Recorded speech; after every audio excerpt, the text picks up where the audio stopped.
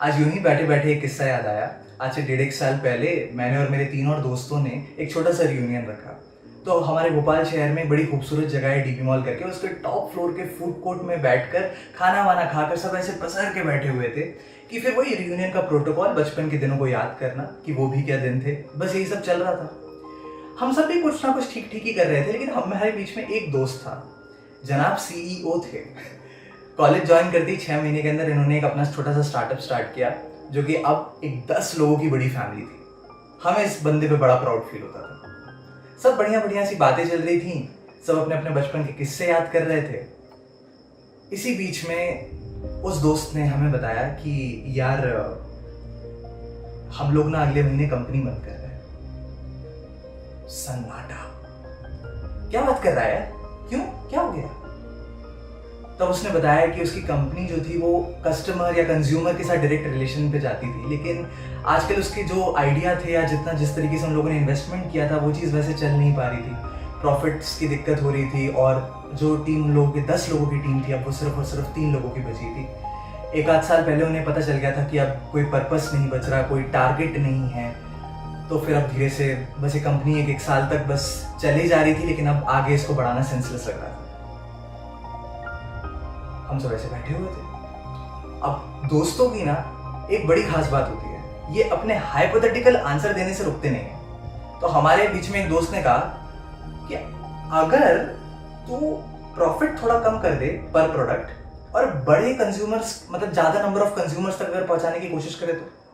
उसने कहा यार यहाँ 50 प्रोडक्ट नहीं बिक रहे मेरे और तू 500 की बात कर रहा है। दोस्त ने कहा अरे तू सुन मेरी बात, अगर तू किसी कंपनी के पास चले जाए और उनसे कहे कि हम अपना ये प्रोडक्ट आपके सभी एम्प्लॉइज को देंगे कम डिस्काउंटेड प्राइस में अपना प्रॉफिट कम करके, तो आपकी भी बोलने की बात हो जाएगी, आपके एम्प्लॉइज भी चौड़ में घूमेंगे कि यार हमारी कंपनी इतना बढ़िया काम कर रही है, हमें डिस्काउंट में कोई चीज़ प्रोवाइड कर रही है और हमारा प्रोडक्ट सेल भी हो जाएगा करके। उसने कहा यार ये तो मेरे दिमाग में गया ही नहीं। उतने में मेरे एक दूसरे दोस्त ने कहा यार आजकल ना ऐप्स बड़े ट्रेंडी हो गए, तो इंस्टेड ऑफ कि तुम लोग ये फोन लगा करके प्रोडक्ट की बातें करो, इससे बेटर होगा कि तुम लोग ना अपने लिए एक ऐप बना दो, अगर तू इन्वेस्टमेंट कर सके तो। वैसे मेरे एक दोस्त है जो ऐप वगैरह बना देता है, तो तेरी मदद हो जाएगी। इसके मन में एक उम्मीद सी जगने लगी। खैर हम लोग सब फिर वापस घर चले गए। 3 दिन बाद एक कॉन्फ्रेंस कॉल आया मुझे। मैंने फोन उठाया तो मेरे 3 नमूने वहीं के वहीं थे। CEO साहब ने कहा कि भाई तुम लोगों का आइडिया बड़ा ही सक्सेसफुल था, मैंने अपनी टीम वालों से बात किया और स्कोप तो लग रहा है, पॉसिबल तो है ये चीज करना। हम लोग बड़े खुश हो गए। आज 1.5 साल हो गया उस बात को। उसकी कंपनी जो 10 से 3 की हो गई थी, आज वो 3 से 25 की हो गई। ये कहानी सुनाने की ना एक बहुत सिंपल सी वजह थी। हम सबों की जिंदगी ना एक ऐसी कंपनी, एक ऐसी स्टार्टअप की तरह है। हम 0 से स्टार्ट करते हैं, बोलना सीखते हैं, फिर चलना सीखते हैं, फिर हम बड़े हो जाते हैं।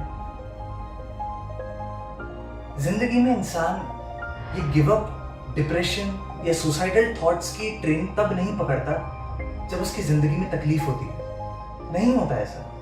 वो तब पकड़ता है जब उसकी जिंदगी से पर्पस खत्म हो जाता है।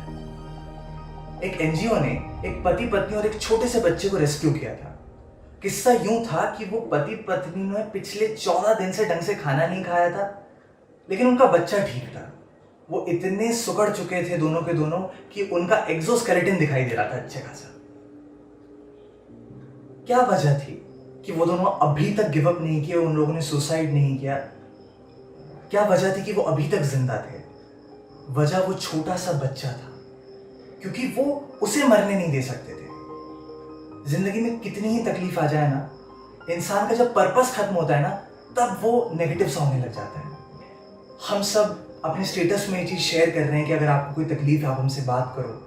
ये बहुत अच्छा काम है। As a community, as a human community हम लोग सब इकट्ठा हो रहे हैं और हम इस डिप्रेशन के टॉपिक के ऊपर फाइनली खुलकर और ज़्यादा बात कर रहे हैं। It's a very good thing, लेकिन बस इतना करके हमें रुकना नहीं है। अगर जो ये मेरा वीडियो देख रहा है, अगर तुम ये गिव अप करने की सोच रहे हो तो कैसी बात कर रहा है यार, पागल है क्या? ऐसे गिव अप नहीं करते। अगर तू ये वीडियो अभी भी देख रहा है तो कोविड तुझे नहीं हरा पाया, तो ऐसे कैसे गिव अप कर देगा? देख, मुझे पता है तू किसी से बात नहीं करना चाहता, क्योंकि तुझे ऐसा लगता है कि बात हम सिर्फ दिल हल्का करने के लिए करते हैं। ऐसा नहीं है। बात हम इसलिए भी करते हैं क्योंकि जब हम किसी प्रॉब्लम में होते हैं ना, तो हम उसके सोल्यूशन भी ना एकदम बस वो प्रॉब्लम के बारे में सोच सोच करके निकालते हैं।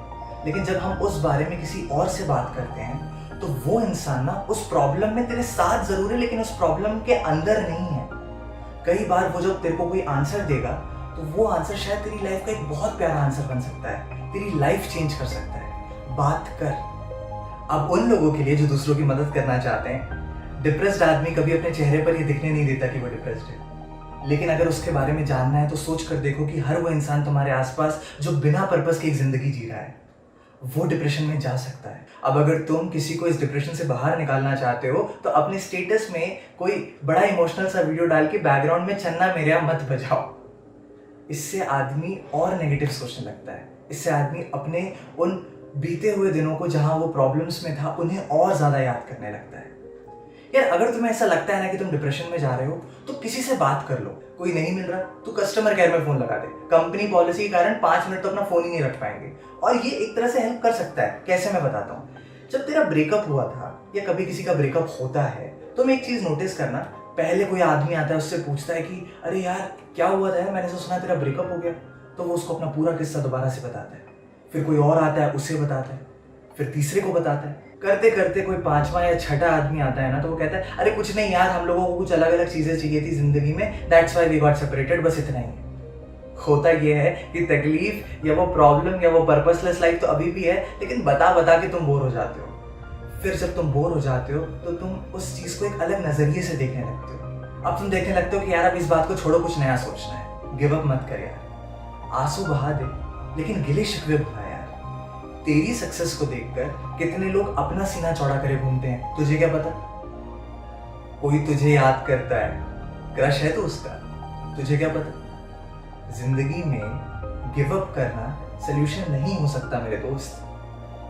हम इंसान हैं, हमसे ज्यादा ढीठ क्रीचर इस दुनिया में नहीं है। मुझे पता है इट्स डिफिकल्ट, मुझे पता है इट्स हार्ड, लेकिन ये समय भी बीत जाएगा यार।